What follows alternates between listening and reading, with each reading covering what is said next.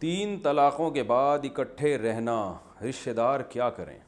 کچھ سال پہلے میرے بھائی نے اپنی بیوی کو 3 بار طلاق کہہ دینے کے بعد اپنے اور بیوی کے والدین کے کہنے کی وجہ سے بیوی کو ساتھ رکھا ہوا ہے۔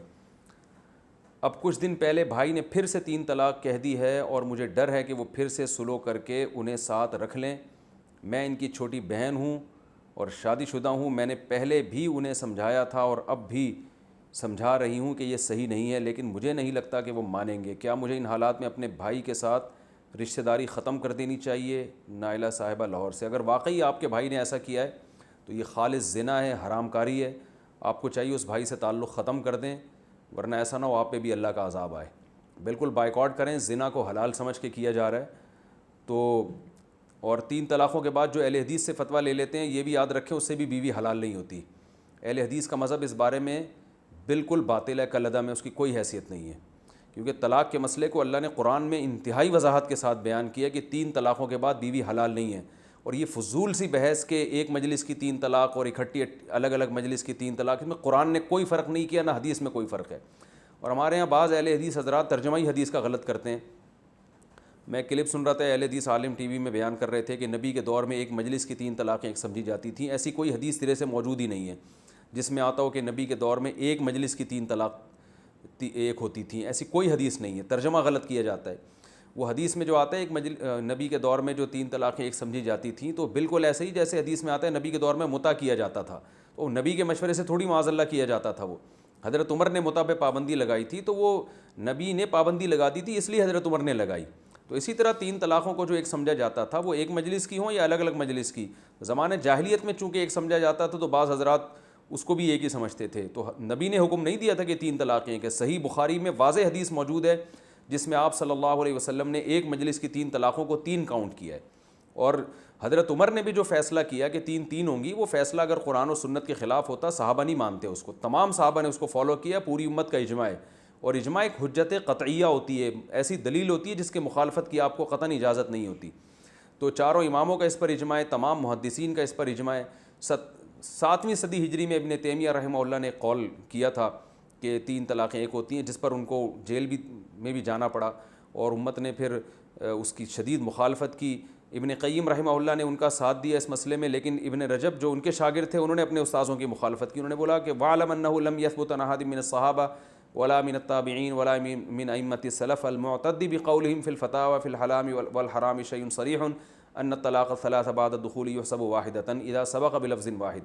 انہوں نے لکھا کہ اس پر کوئی ایک روایت بھی نہیں ہے جس میں واضح ہو کہ 3 طلاقیں ایک شمار ہوتی ہیں۔ اور بعض جو حضرت رکانہ کی حدیث پیش کرتے ہیں کہ ایک مجلس کی 3 طلاق کو نبی نے ایک شمار کیا، وہ حدیث انتہائی ضعیف ہے۔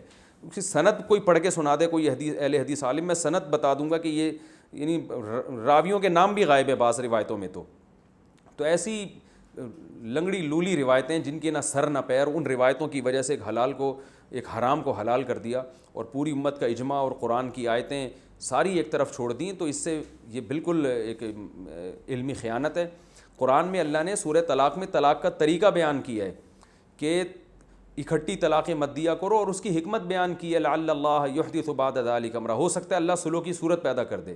تو وہ اللہ حکمت اسی لیے تو بیان کر رہے ہیں کہ اکٹھی دو گے تو سلو کے راستہ بند ہو جائے گا۔ اور عبداللہ بن عباس رضی اللہ تعالیٰ عنہ جو مفسر قرآن ہے، وہ بھی اس کی یہ تفسیر بیان کرتے ہیں کہ جو اللہ کے بتائے ہوئے طریقے کے مطابق طلاق نہیں دیتا، اکٹھی طلاقیں دیتا ہے، تو اس نے اپنی جان پہ ظلم کیا اور اس کے لیے راستے بند ہو گئے ہیں۔ تو صحابہ کا اجماع، خلفائے راشدین اور چاروں امام اور محدثین سب ایک طرف، اور ہمارے ہاں چند اہل حدیث، اور اہل حدیث بھی اس میں اتفاق نہیں ہے ان کا، بہت سے اہل حدیث علماء بھی کہتے ہیں 3 ہی ہوتی ہیں۔ تو سب کو چھوڑ کے ایک سعودیہ کے ایک مفتی تھے بن باز، ایک صالح العثیمین اور چند ایک ان کو فالو کر رہے ہیں، اور مسئلہ اتنی اہمیت کا حامل ہے۔ تو اس سے یاد رکھیں یہ بیوی حلال نہیں ہوگی اور اس کا بالکل بائیکاٹ کرنا فرض ہے۔